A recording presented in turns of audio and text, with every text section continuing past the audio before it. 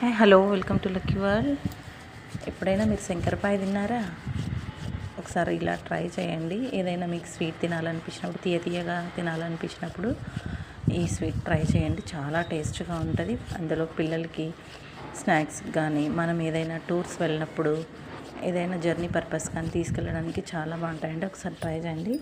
ముందుగా ఒక కప్పు, నేను చూపించినట్టు ఒక కప్పు మైదా తీసుకోండి. దాంట్లోకి ఒక 1/4 కప్పు చక్కెర తీసుకోండి. చక్కెరని మిక్సీ పట్టేసుకోండి. దాన్ని వేసేసేయండి. ఆ పిండి చక్కెర మనం గ్రైండ్ చేసుకున్నాం కదా, అది కలిపేసి పెద్ద నెయ్యి కాగబెట్టేసుకొని, క్లిప్ మిస్ అయిందండి. నేను నెయ్యి కానీ వెన్న కానీ కాచేసి పోసుకుంటే చాలా, అంటే ఈ బిస్కెట్ అనేది మృదువుగా వస్తుంది. చాలా టేస్ట్గా ఉంటుంది. గట్టిగా లేకుండా మృదువుగా ఉంటుంది.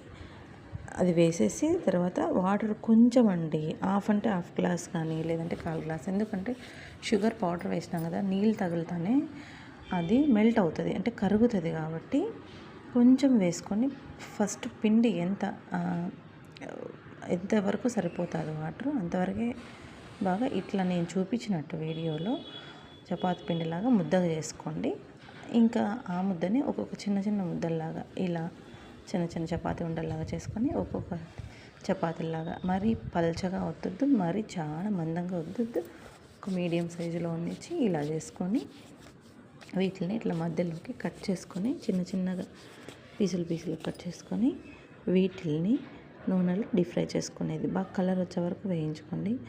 సూపర్ ఉంటాయండి తినడానికి. ఒక్కసారి తింటే ఇంకొకసారి తినాలనిపిస్తుంది. ఒకసారి వీటిని మీరు మైదాతో కూడా గోధుమ పిండితో కూడా చేసుకోవచ్చు.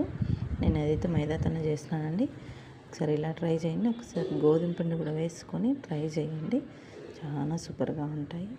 చూడండి, నేను అట్లా వీడియోలో చూపిస్తున్నట్టు అన్నీ ఇట్లా కట్ చేసుకొని ఒక ప్లేట్లోకి తీసి పెట్టుకొని, ఇది అతుక్కోవండి. కింద ఒక పొడిపిండి వేసుకున్నామంటే సూపర్గా ఊడొచ్చేస్తాయి. ఇలా అన్నీ డీప్ ఫ్రై చేసుకోండి. బాగా లో టు మీడియం ఫ్లేమ్లో పెట్టుకొని మంటని తీసేసుకోండి ఒక ప్లేట్లోకి. ఒకసారి తిని ట్రై చేయండి. ఎక్సలెంట్గా ఉంటుంది. అలా గోల్డెన్ బ్రౌన్ వరకు వచ్చే వరకు ఉండిచ్చి తీసేసుకోండి. ఇప్పుడు అన్నీ ఇలాగే చేసుకోండి మిగిలినవన్నీ. Thanks for watching.